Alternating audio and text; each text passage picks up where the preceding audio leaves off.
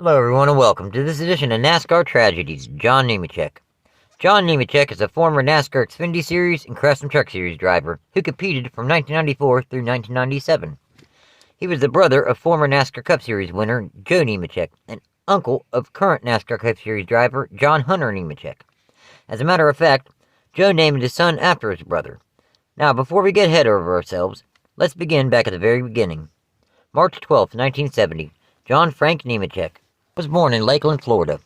Like his older brother, John began racing young, at the age of 12, in 80cc dirt bikes, before a quick climb up to the 250cc class dirt bikes, before moving on to mini stocks.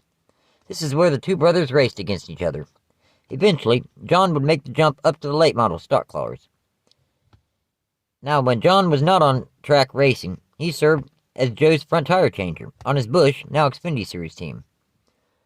This was in 1992 when Joe won the series championship. Before long, though, John was back behind the wheel trying to make a name for himself on the racetrack. Finally, in 1994, John made his NASCAR Xfinity Series debut behind the wheel of a number 89 Chevrolet for his older brother's NEMCO Motorsports. This came at Indianapolis Raceway Park, where he would qualify 23rd to finish 30th after he blew his engine. NASCAR formed a new series that debuted in 1995, called the Super Truck Series, now known as the Craftsman Truck Series. The series' first race ever was held at Phoenix International Raceway. John Nemechek was able to land a ride for that race in John Redding's number 89 Chevrolet. He started 32nd, but ran well, finishing on the lead lap in 13th. It was a solid run, but he didn't have a ride going forward until his brother Joe put him behind the wheel of the NEMCO Motorsports number 87 Burger King and Delco Remy America Chevrolet. This was for all but one of the remaining races of the season, beginning at race 4 in Mesa Martin. In 16 Craftsman Truck Series starts, John Nemechek's best start was 15th at Flemington in the summer, and his best finish was 8th at IRP in the summer. Overall, in those 16 starts, John scored 0 poles, 0 wins, 0 top 5s, and 2 top 10s, finishing 16th in final Craftsman Truck Series point standings. That following season was 1996, and John made the decision to branch out on his own and form his own NASCAR Craftsman Truck Series team, named Czech Racing. Not only did John form his own team, but he built his own truck himself, branding it the War Wagon. Most teams have a short track truck, a speedway truck, and a road course truck. Well, he drove the same truck no matter what the track was. Honestly, it's really impressive. He was behind the wheel of his self-owned number 8 Chevrolet Silverado. John's best start was 6th at Sonoma in the fall, and his best finish was 7th at Homestead in the spring. This was a great outing at Homestead Miami Speedway. The next trip, though, would not fare as well. But 1996 proved this man had the talent to be in this sport without a doubt. Running the same truck every single start, John scored 2 top 10s and finished 13th in final Craftsman Truck Series point standings, even spending the first 5 weeks inside the top 10 in point standings. Quite the feat for someone in his situation, driving only one truck the entire season. During the off-season, John was able to land Cintas as a sponsor for some races.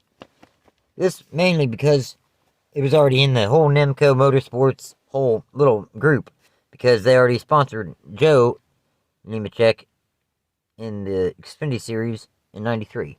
So, I'm kind of already getting there. The first couple races of the 1997 Craftsman Truck Series season were not very successful for him, with the best start at 15th and the best finish at 20th, both coming in the second race of the season at Tucson. On March 16, 1997, Nemechek woke up and started the day and race with optimism. The truck was good in practice and fast in qualifying, starting 9th. He ran well all afternoon, spending the majority of the race inside the top 10. Though with 14 laps to go, John spun in turns 1 and 2, smashing the wall driver's side first. His head even actually hit the outside retaining wall. The safety crews extracted Nemechek from his race truck and transported him to Jackson Memorial Hospital with massive head injuries.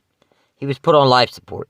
5 days later, on March 21, 1997, Nemechek passed away due to his head injuries.